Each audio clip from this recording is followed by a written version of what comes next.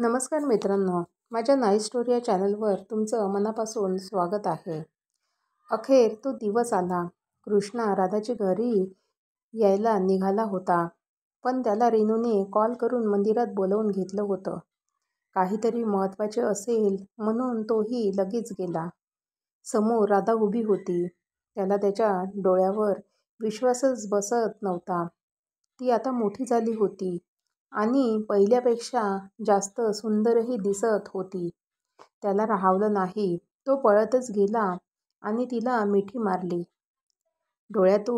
त्याच्या डोळ्यातून अश्रू बाहेर आले, जे राधाचा खांदा भिजवत होते. पण राधा मात्र निर्विकार उभी होती. तो बाजूला झाला आणि त्याने तिचा चेहरा ओंजळीत घेऊन तिच्या कपाळावर ओठ टेकवले. राधा, डोळे किती अधीर झाले होते तुला पाहण्यासाठी, पण आता नाही. मी एक मिनिटही तुला माझ्यापासून दूर करणार नाही. हे एवढे वर्ष कसे काढले माझे मलाच माहीत. चल, आपण लगेच तुझ्या बाबांकडे जाऊयात. ते आता मला नाही म्हणूच शकत नाही. त्यांच्या सगळ्या अटी पूर्ण केल्यात मी. कृष्णा एकटाच बडबड करत होता. बास, बंद कर तुझी बडबड. तू आणि बाबांनी सगळं ठरवलं. एकदा तरी मला विचारलं, मला काय पाहिजे? नाही. तुम्ही तुमचे निर्णय घेऊन मोकळे झालात. राधा त्याला झिडकावून म्हणाली. राधा, तुझंही प्रेम नाहीये? माझं तुझ्यावर प्रेम ना कधी होतं ना होईल. राधा त्याला थांबवत मोठ्याने म्हणाली. तो तर अविश्वासाने पाहत होता. राधा, तू मस्करी करतेस ना माझी? हां, पण प्लीज नको करूस, कारण तुझ्यापासून लांब करणारी कुठलीच मस्करी नकोय मला. कृष्णा तिच्या जवळ येत म्हणाला. लांब राहा माझ्यापासून. आणि मी मस्करी नाही करते, खरं तेच बोलते. माझं नाही आहे तुझ्यावर प्रेम. माझी आवड, माझी स्वप्न वेगळी आहेत. तू त्यात कुठेच बसत नाहीस. राधा म्हणाली. राधा, तू म्हणशील तसं मी वागेन, स्वतःला बदलेन, पण प्लीज मला सोडून जाऊ नकोस. काही प्रॉब्लेम असेल तर सांग मला, मी सगळं हँडल करेल. कृष्णा अजूनही तिला समजावत म्हणाला. तुला एकदा सांगितलं ते कळत नाहीये का? मला तू माझ्या आसपासही नकोय. तुझं तोंडही नाही पाहायचंय मला. आणि तुझं खरंच प्रेम असेल तर माझ्या मागे येऊ नकोस. Good boy. एवढं बोलून राधा निघून गेली. कृष्णा मटकन खाली गुडघ्यावर बसला. तो सुन्न होऊन भरल्या डोळ्यांनी राधाकडे पाहत होता. राधा जे काही बोलली त्यावर त्याचा विश्वासच बसत नव्हता. किती स्वप्न पाहिली होती त्याने.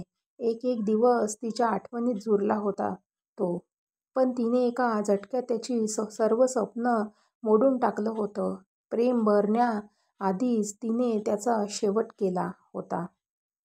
कृष्णा भानावर आला तर वॉचमन त्याला आवाज देत होता. तो तसा सावरून उठला आणि वॉचमनला धन्यवाद देऊन गाडीत बसला. त्याची गाडी आता रस्त्यावर धावत होती. त्याला काय वाटलं माहीत नाही. त्याने गाडी एका ठिकाणी वळवली. गाडी एका घरासमोर येऊन थांबली. तो गाडीतून खाली उतरला आणि त्याने त्या घराच्या दिशेने पाहिलं. त्याचं मन भरून आले. ते त्याच्या राधाचं घर होतं. त्याला माहीत होतं आता तिथे ती नसणार. कदाचित लग्न करून सुखात राहत असेल कुठेतरी. पण तिच्या बाबांना तरी भेटावं असा विचार करून तो आत जायला निघाला. त्याची पावलं अचानक जड वाटू लागली. त्याने धडधडत्या मनाने दरवाजा वाजवला.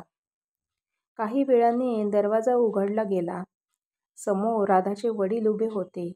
त्यांनी चष्मा लावला आणि समोर पाहिलं. कृष्णाला पाहून आनंद, दुःख, आश्चर्य सगळ्याच भावना एकवटून आल्या. कृष्णा, ये, आत ये, ते सावरून म्हणाले. कृष्णा आत आला आणि राधाच्या बाबांच्या पाया पडला. कसा आहेस?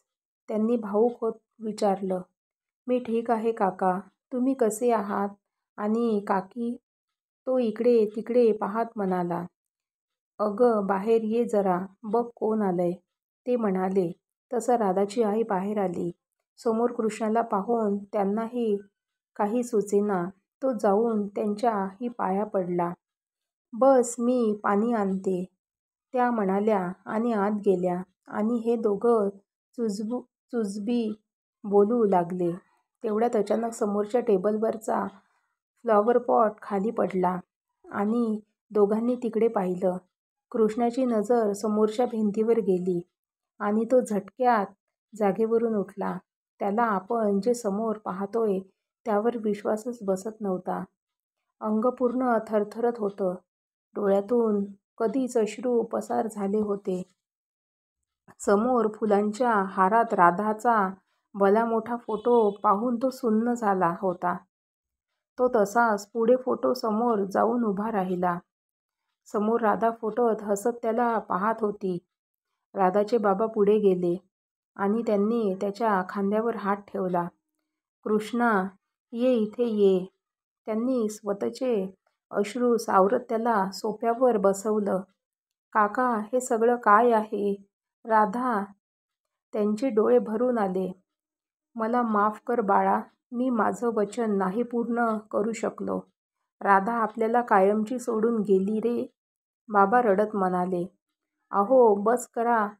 आपण कितीही रडलो तरी आपली राधा आता नाही येणार परत." राधाची याची तिच्या बाबांना समजावत म्हणाली. कृष्ण आला तर काय बोलावं तेच कळत नव्हतं. राधाच्या बाबांनी बोलायला सुरुवात केली. "तू जेव्हा बोललास की तू राधाच्या योग्यतेचा होऊन दाखवशील, खरं तर मला विश्वास नव्हता. मी असंच तुला वचन दिलं होतं. वाटलं लहान वयात आहे, मोठा झालास की विसरून जाशील. पण असं नाही झालं. तू खरंच राधापासून लांब निघून गेलास. तुझ्या अभ्यासाबद्दल मला जमत होतं. तू किती मेहनत घेतोस तेही कळत होतं. मनोमन मीही खुश होतो. एवढा चांगला मुलगा जावई म्हणून मिळाला. एक दिवस तुझा फोन आला की तू MBA झालास आणि तुला नोकरी मिळाली. खूप खुश होतो आम्ही. आणि अर्थातच राधाही तिने कधीच बोलून दाखवलं नाही. पण तुझ्याबद्दल प्रेम तिच्या डोळ्यात मला दिसत होतं. तिनेही खूप वाट पाहिली तुझी.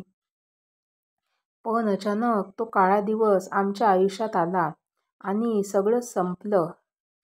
त्या दिवशी अचानक राधा चक्कर येऊन पडली आणि आम्ही तिला हॉस्पिटलला घेऊन गेलो. तेव्हा आम्हाला समजलं की राधाला ब्रेन ट्यूमर आहे, तेही लास्ट स्टेज. बोलता बोलता राधाचे वडील रडू लागले. कृष्ण आणि आईने त्यांना पाणी पाजले. खरं तर राधा कायम डोकं करायची. आम्ही तिला कायम डॉक्टरकडे चल बोलायचो, पण तिने कधीच ऐकलं नाही. आधीच निदान झालं असतं तर कदाचित तिला वाचवू शकलो असतो. पण खूप उशीर झाला होता तिच्याकडे. खूप कमी दिवस बाकी होते."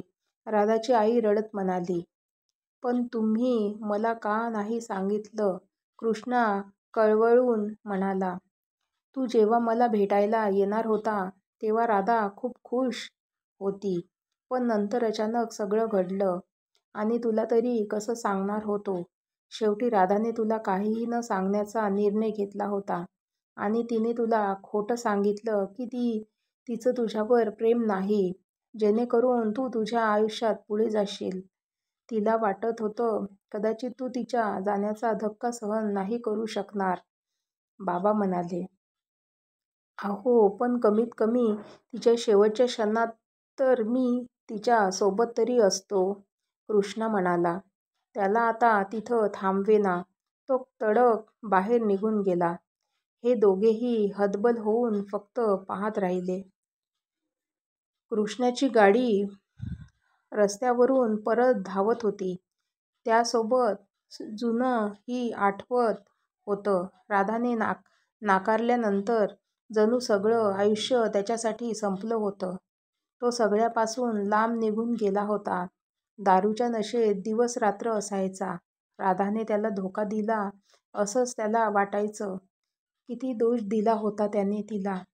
एक दिवस कचऱ्याच्या डब्याशेजारी दारू पिऊन पडला असताना एक लहान बाळ त्याला सापडलं आणि त्यानंतर त्याचं आयुष्य बदललं. छोटी राधिका त्याच्या आयुष्यात आली आणि तो तिच्यासाठी नव्याने जगायला शिकले. त्याला वाटत होतं राधा ही तिच्या आयुष्यात पुढे गेली असेल, पण झालं सगळं उलटंच. त्याची गाडी मंदिरात येऊन थांबली. तो तिथेच उभा होता जिथे राधा त्याला शेवटचं भेटली होती. तो तिथेच अश्रू गाळत राधाला शोधण्याचा प्रयत्न करत होता, पण ती कुठेच नव्हती.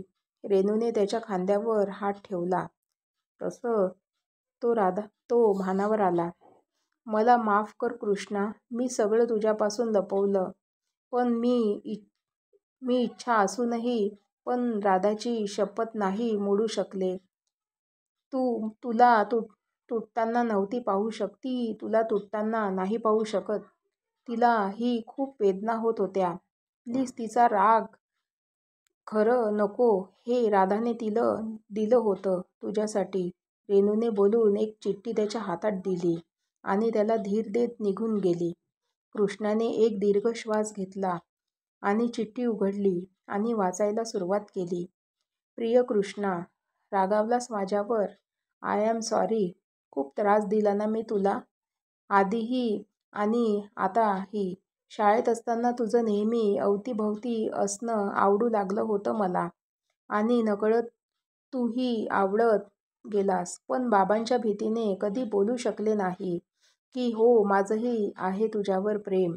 जेव्हा तू बाबांकडून त्यांच्या डोळ्यात डोळे घालून वचन घेतलंस की मी राधाच्या योग्यतेचा बनेन आणि तेव्हा राधा माझी असेन, खरं सांगू खूप अभिमान वाटला मला तुझा. जेव्हा तू माझ्यापासून लांब चालला होतास तेव्हाही वाटलं तुझ्या मिठीत शिरावं, तुला माझ्या मनातलं सांगावं. पण तेव्हाही हिंमत नाही झाली.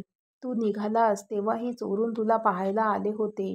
तू जाताना बघताना असंख्य वेदना होत होत्या, पण मला खात्री होती तू परत नक्की येशील. रेणूकडून तुझ्याबद्दल समजवत होते.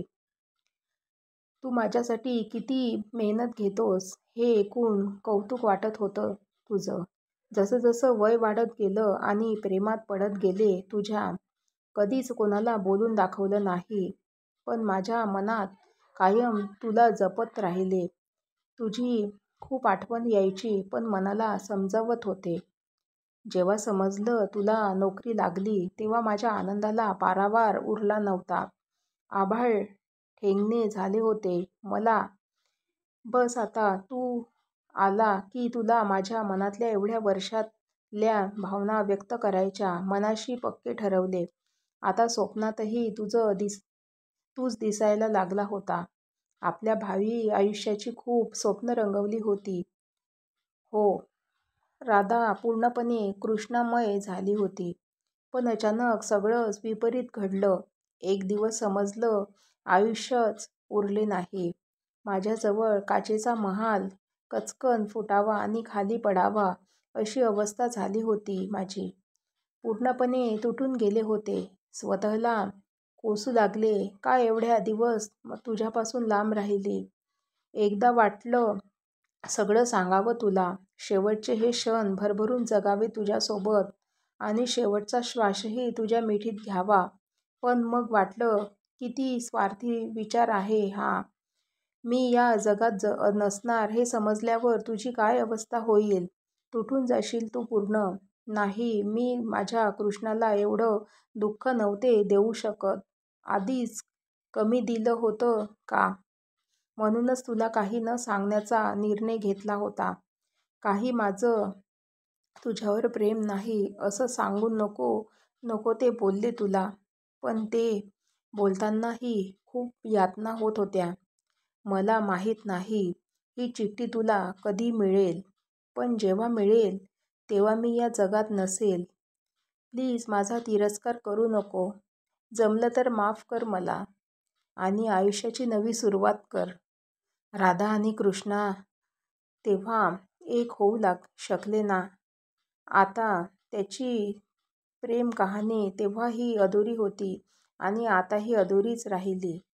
पण त्याच प्रेम जसं अमर होतं तसंच आपलंही प्रेम अमर होईल. ती राधा तेव्हाही कृष्णाचीच होती आणि ही राधा ही कायम कृष्णाचीच राहील. आय लव्ह यू कृष्णा, तुझीच प्रेमवेडी राधा. मित्रांनो, तुम्हाला जर ही स्टोरी आवडली असेल तर नक्कीच माझ्या चॅनलला नक्कीच लाईक आणि सबस्क्राईब करा आणि कमेंटही करा. थँक्यू.